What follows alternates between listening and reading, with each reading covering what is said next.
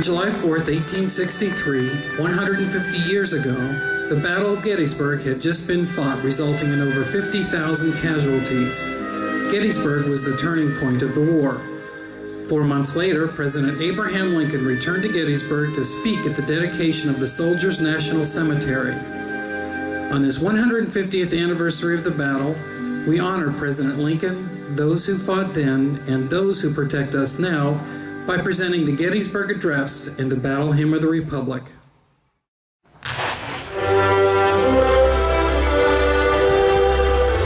Fourscore and 7 years ago, our fathers brought forth on this continent a new nation, conceived in liberty, and dedicated to the proposition that all men are created equal.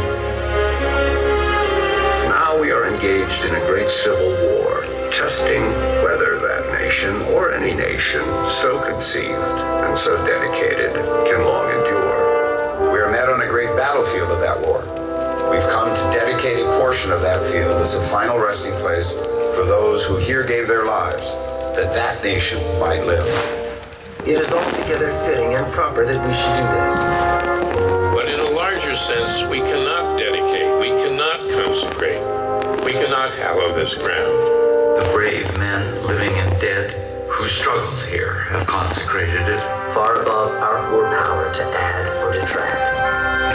The world will little note nor long remember what we say here, but it can never forget. But it can never forget what they did here.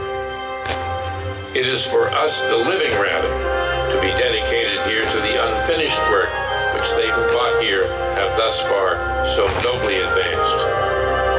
It is rather for us to be here dedicated to the great task remaining before us. That from these honored dead we take increased devotion to that cause for which they gave the last full measure of devotion.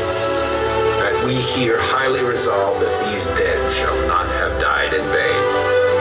That this nation, under God, shall have a new birth of freedom. Freedom. And the government of the people, By the people. For the people shall not perish from the earth.